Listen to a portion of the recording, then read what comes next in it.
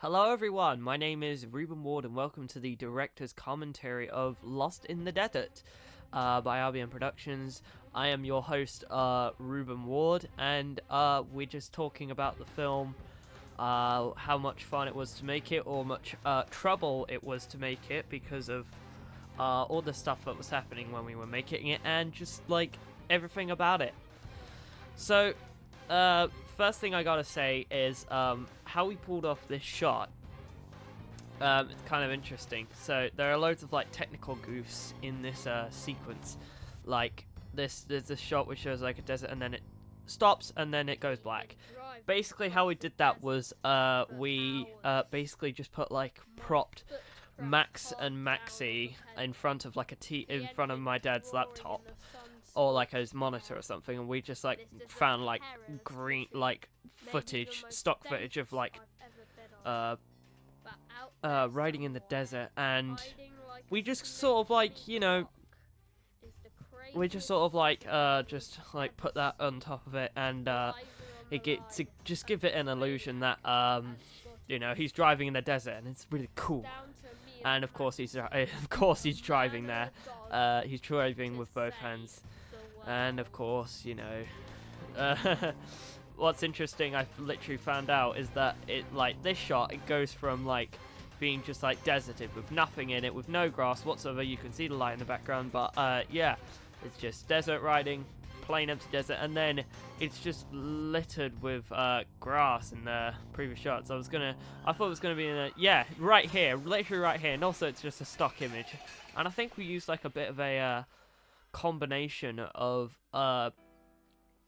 stock sound effects to make that. But yeah, that's how we made the opening scene, and now we're moving into the opening credits, which this is a song, alright. We initially made this for not just for Lost in the Desert, but also we made this for because my middle school were hosting like this talent competition.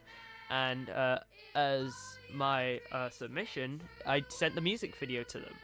And both versions, fun fact, both versions are a little bit different, because the opening bit is different from both of them. So the one that was sent to the talent competition in my middle school was slightly different in that the title sequence is a bit shorter, but the one on YouTube has like a cool Lost in the Desert animation, and then it goes straight into the music video. So basically, how we started Lost in the Desert was like all the way back in like 2019 or something, or like very late 2018. And what we did was we basically took like it was like my brother's like birthday or like a party or something in this like football kids football stadium or something. It's not like the ones you usually see, because we'd be flipping rich. But it was like a little like party place with like party desks and everything. And what we did was me and my dad basically took a whole bunch of Lego minifigures, and we got like a little like video recorder, and we basically just shot like a mini movie. It wasn't like a 20-minute movie like this is. It was more so just kind of like how do you describe it? Like a practice run where we basically just built up the story. It was sort of like, it was basically so basically this movie just came up with like improvisations and stuff, and we just based that off. After that we just made the script of all of this, and then the rest is history. The first, actually, I'll get onto that later. But yeah, that's how the film first came about. And it was with like a cute little demonstration. And actually, some of the shots that we filmed in that time are actually still in the movie, because yeah, directed by Ruben Ward. Most of the direction is actually by my dad, but we'll not get into it. We must trust the process, as me and my friend would say. Now we jump into the first scene, which continuity is already just starting off on like a high note. In the opening scene, you may have noticed he doesn't have a hat, and in this shot, we can see he has a hat just lying on the floor, which, you know, great for continuity. But, you know, I was 12 years old, I didn't understand what continuity was, and, yeah. So, how we did this shot was quite cool. Also, that was a really subtle transition there, really subtle. Yeah, actually, some of the shots, if you look very closely, if you go frame by frame, I think it might be in the master file, but considering I'm using like a YouTube Brit for this commentary, it might not be hard to see, but it's a little bit interlacing, for those who understand what I mean. But, yeah, it was just... So basically, how we did this scene was we basically just took like a box. I think we like sawed like part of it off, and then we just like dumped like sand, prop sand all over it, and then we just printed off an image of like a desert. As you can see in the back, there's loads of paper creases and everything. And yeah, that's how we did the shot. That plane was actually practical. That wasn't like just like a fake thing that we made. And I think I still have that. I'm not too sure. I think we got rid of it like shortly after filming was done, but that was a real plane. But my brother had like a big box full of Lego pieces that he had, and we basically just used like that to create loads of Lego, like a massive Lego plane. And many of the bricks are different colors and stuff like that. So this is my dad voicing Superman, which, to be honest, now looking at it, I wasn't expecting how much he would act his butt off, you know. And the rest of the characters don't say anything. They actually don't do anything. Just spoiler alert for those who haven't seen the film, but all of these other people don't do crap. To put it lightly. I would say the S word, but it's a family-friendly film, and it's a family-friendly audio commentary. So, Luke Duke is voiced by my brother, Dexter Ward, who, if you may know from the whole story of how this film was made, you know that he was at a party when we filmed the demo shots. There's actually a really funny Easter egg here where Luke Duke, where he turns around and you see his head. We see his hair like spinning around. It's kind of like a funny Lego thing we did. And here's Martin shouting about, you know, messing about in the sand. But to be honest, which to be honest is like the only most important thing the like other characters have done throughout this whole film. And then we see this part. You can actually see some of the sand like coming down and stuff like that, which I think we did that to like give the illusion that like, you know, the sand is moving, but you know, it's just... Oh yeah. So this is really funny. So you may be wondering, why on earth did his hair like shoot off? Well, before I get into that, this was the first scene we actually compiled together and recorded. There's a shot from the demo animations that we filmed all the way back in 2019, and then it's repeated there. I'm the voice of Dr. Hibbert there. Yeah, so Snakeskin is voiced by me, and you may notice why on earth Woody is in this scene. Well, because we wanted to give him a sidekick, and please just ignore the fact that Woody is much, much, much taller than Snakeskin. So how we basically just like made the hairs fall off is because when we shot this scene, we didn't realize we never planned on giving them hair.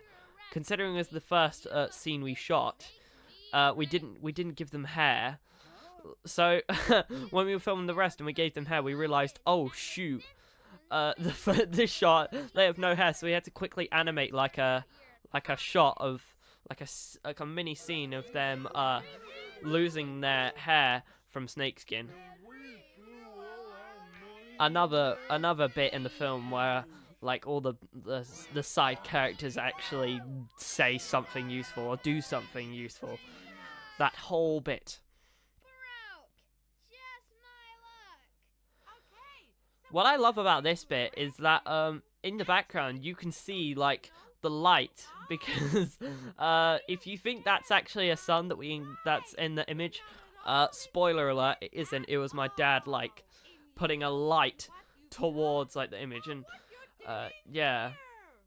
So it kind of gives, I kind of like it because it kind of gives the illusion of like the sun, and it looks quite cool. But however, there's no flares, so I apologize to all the Premiere Pro and After Effects guys who always use flares over suns.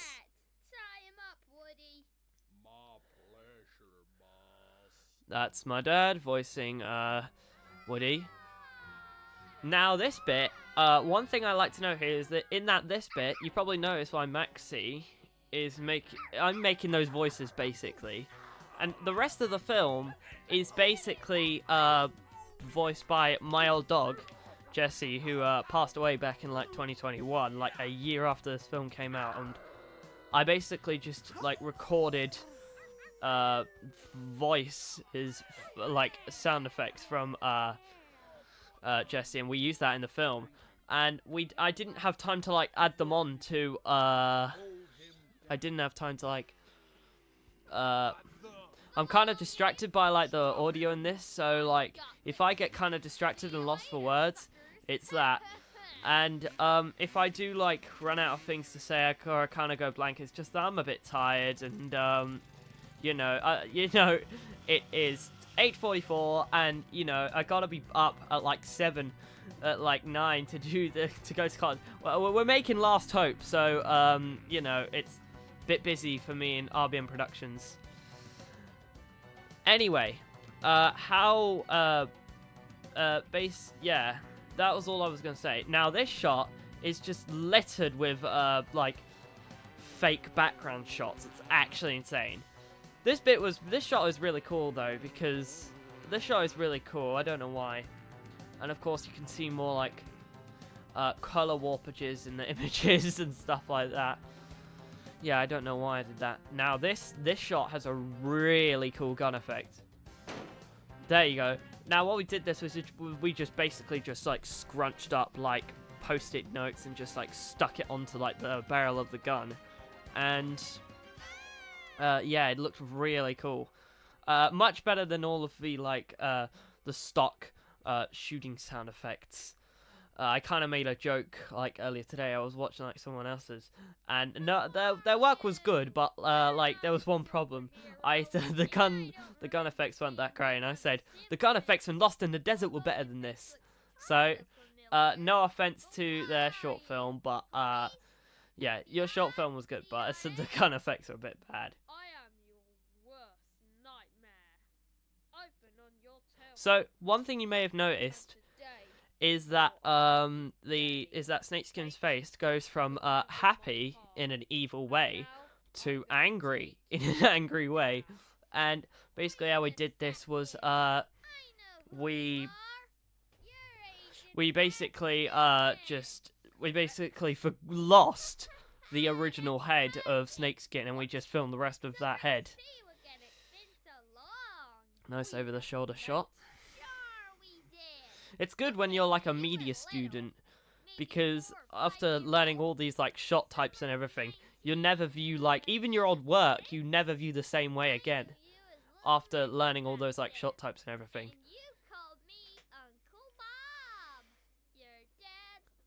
See, now one of the things I want to do, if I was ever to create a Lost in the Desert sequel, I would mostly focus on like his backstory, and maybe Snakeskin. One thing that I would quite like to do is that in when Snakeskin told like his backstory to Max, he basically misinterpreted the wrong way, and you know, it's a whole different backstory, and it's actually a much different backstory than what he said. That was a really nice compilation of shots. That was stop motion to slow motion hit, and then stop motion again. It's cool. Now this bit is sorry. This bit is really cool. You know, he gets beat up a whole bunch of times, and it's really it's kind of graphic, but it's also really cool. And one thing that, you know how I said earlier about there being a you know, like being a few fingers in frames. Well, I think there was one or two there, and I think you guys might have saw that.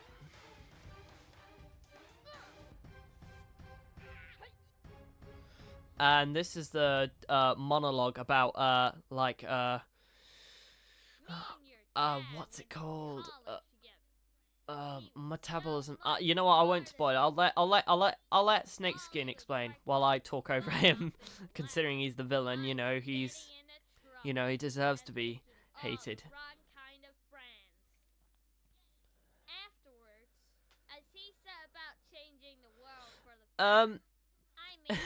It's kind of funny because like some people might agree with him and some people might not agree with him. To some degree, I kind of agree with Snakeskin. Like all those years of like treating him as the bad guy, I kind of agree with him. He's meant to be the villain, but like, yeah, he's got a point.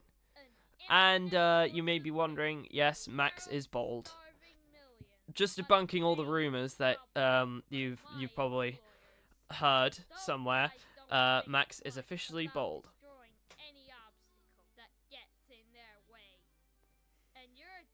What I find interesting about the last bit of the monologue is I speculate, I saw a film not that long ago, I think it was a few years ago, and it sounded like he borrowed dialogue from, it sounded like they used dialogue from Lost in the Desert.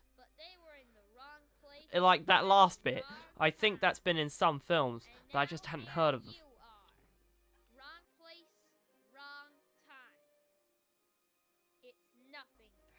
And then we're back to Jesse the dog, rest in peace by the way, yeah, coming to save the day. And none of the other like members from the Simpsons gang helped out at all. It was just Max and Snakeskin. So to be honest, what I've literally just come up with this. What is even the point of Max? What is even the point of like the whole superhero gang just like helping him out? He could just find it himself. So I've literally just realized this, but if you can clearly see it, but it's sort of faded out. The opacity sort of like down on the video, and that's actually a thing in this like entire short. Like it's like one shot, and in some like parts of it, it's faded down. So when I was editing it on Movie Studio Platinum, I didn't know how to like unlink stuff. If that isn't even an option on Movie Studio Platinum, big shout outs to you, Sony. But yeah, so some shots, so there were some bits where I had to like tone down the music because it was a bit too loud and it was clipping my it was clipping my the audio control. But yeah, it was just like, and at some shots you can hear it fade like the image down. It's like its opacity or stuff, and it kind of bugs me out, and I think it'll bug you guys out as well. So now I get the cast of the credits. You can see all the people. So I voice 3 different characters. My dad does 2, Dexter does 1, and Lucy does 1. Lucy's my mum, Dexter's my brother, and you know this, but Martin is my dad, and Reuben Ward is me. So about the original casting, these are basically the original cast that basically when we were making this film, I went around like my form group in like middle school, and I told them, hey, do you want to be in this film I'm making, Lost in the Desert? And he was like, yeah, and I did like voice tests in like the middle of break. So, but because of COVID, or the dreaded C, as I like to call it, they weren't in the film because of all the stuff that was going on. And I promised them to be in my next Albion Productions film, but as you can see in Last Hope, they're not there. Or heck, you can even count all the other stuff that I made on YouTube as Albion Productions. I've credited them as Albion Productions.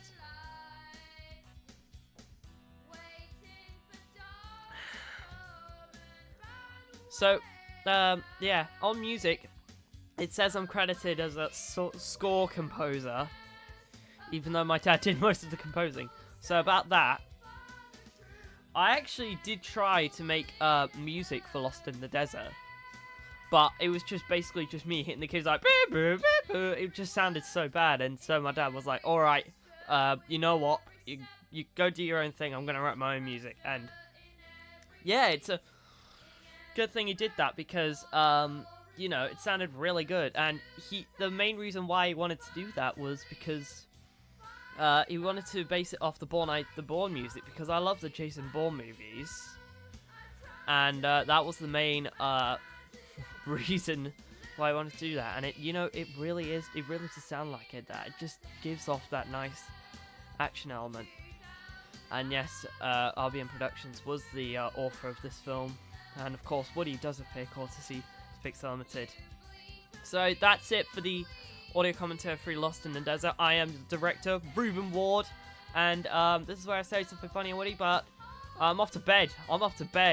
I'm editing, like I said, I'm editing Last Hope, so we're off to bed. Good night, folks.